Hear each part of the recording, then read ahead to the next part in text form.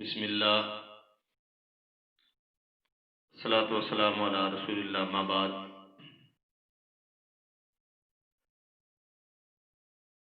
التحیات للہ، تمام زبانی عبادات اللہ کے لیے ہے۔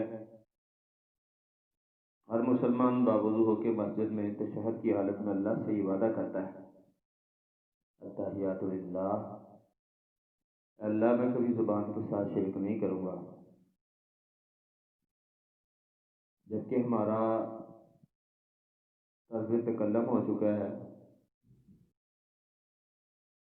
تقیہ کلام بن چکا ہے کہ ہم اللہ کے علاوہ دوسروں سے مدد مانگتے ہیں اور اس کو ہم عبادت سمجھ رہے ہوتے ہیں، جبکہ ہم نے مسجد میں باوضو ہو کے اللہ سے یہ وعدہ کیا، التحیات للہ، زبانی بات اللہ کے لیے، اللہ کے ساتھ زبانی اعتبار سے کسی سے شرک نہیں کروں گا۔ یہ میرا دوسرا لیکچر ہے، اس میں زبانی شرک کے حوالے سے ساتھیوں کی اصلاح کرنا چاہتا ہوں۔ جس طرح کہ یہ بھی زبانی شرک ہے، خدا کی ذات میں وحدت کے سوا کیا ہے، جو کچھ مانگنا ہے محمد سے مانگو، استغفر اللہ معاذ اللہ۔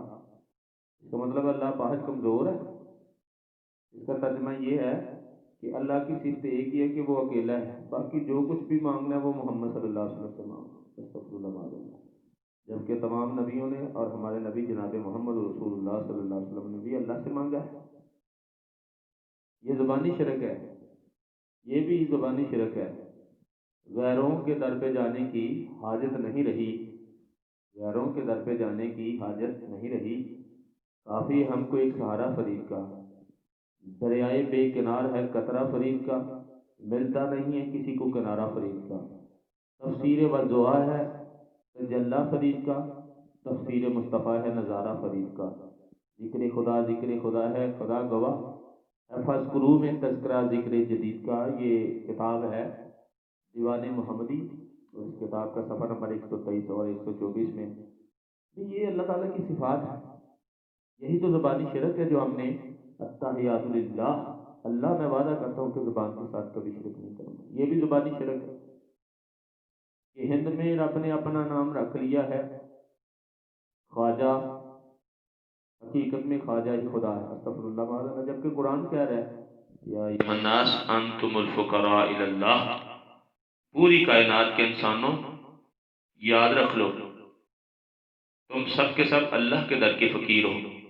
یہ زبانی شرک ہے، بلکہ یہاں تک زبانی شرک کیا جاتا ہے، ہمارے عقائد میں اس طرح راسخ ہو چکا ہے کہ ہمارے مذہب کا حصہ بنا دیا گیا۔ یہ بات بھی کہی جاتی ہے، رہے لب پہ میرے ہر دم ثنائے غوث پاک، یا الہی یہ تمنا ہے کہ وقت جانے کنی سر خواجہ کے قدم پر اس پر پائے غوث پاک۔ تذکرہ غوث اعظم صفحہ نمبر 20 میں یہ بات ہے۔ اللہ معاف فرمائے، استغفر اللہ۔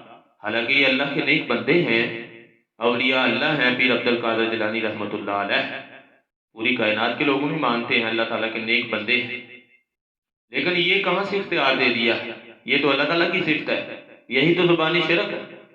بلکہ یہاں تک زبانی شرک کیا جاتا ہے کہ ایک کتاب کے اندر یہ بات لکھی جاتی ہے کہ جبریل علیہ السلام بھی حاجت روا ہے اور مشکل کشا ہے۔ یہ زبانی شرک ہے۔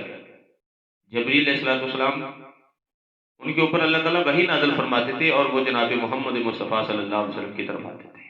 یہ بھی زبانی شرک ہے کہ جبریل علیہ السلام، اور یہ بات دلیل یہ دیتے ہیں، کہتے ہیں قرآن پاک میں ہے کہ جس وقت جبریل علیہ السلام آئے تھے تو بی بی مریم کے پاس آ کر یہ بات کہنے لگے، لی اہب لکی غلاما زکیہ، کہ میں تمہیں بیٹا دینے کے لیے آیا ہوں۔ حالانکہ اس سے پہلے الفاظ قرآن پاک میں انا رسول ربی، میں اللہ کے رسول، یعنی میں اللہ کا نمائندہ، اللہ تعالیٰ نے مجھے بھیجا ہے۔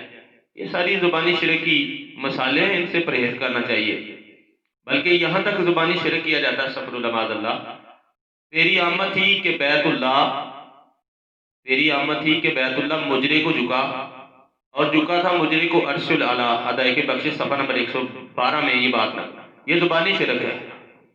اگر کسی کی آمد پہ خانہ کعبہ جھکتا یا ادب و احترام کے لیے آتا تو وہ محمد مصطفیٰ صلی اللہ علیہ وسلم جب صلح حدیبیہ کے موقع پہ تھے، رسول اللہ صلی اللہ علیہ وسلم گئے تو آپ صلی اللہ علیہ وسلم کو عمرہ کرنے کی انہوں نے اجازت نہیں دی تھی۔